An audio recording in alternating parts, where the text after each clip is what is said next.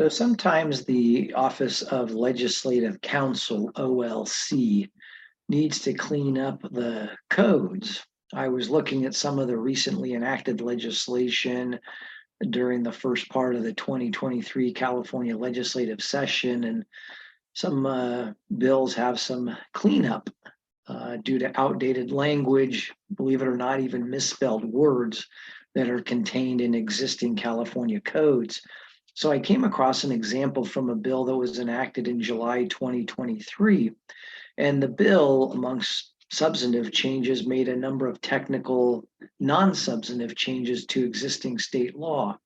Now, while these weren't substantive changes, they were still required in order to update the language that was found in the California Public Resources Code.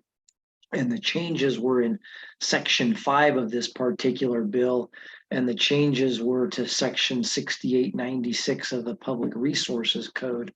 So in the first change, where they struck the word he and inserted the permittee, OLC, again, the Office of Legislative Counsel, was removing the masculine word he and replacing it with a gender neutral word.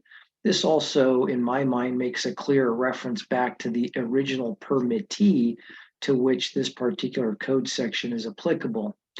In the second change, capitalized state became lowercase state. And that's because OLC was updating the code section because we no longer capitalize this word, even though we are referring to a specific state, that is California.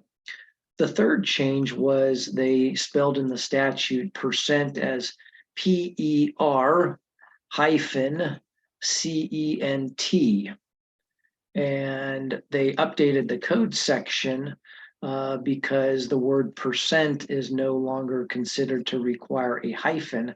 Instead, it's simply one word. The fourth change, they struck the word by him twice here. First, I think it's removal of a gender specific word, but then also the by him is probably unnecessary, even, superfluous, so it could easily be removed. The fifth change in this code section was they removed the masculine word his and changed it with the permit. So they changed the his to the.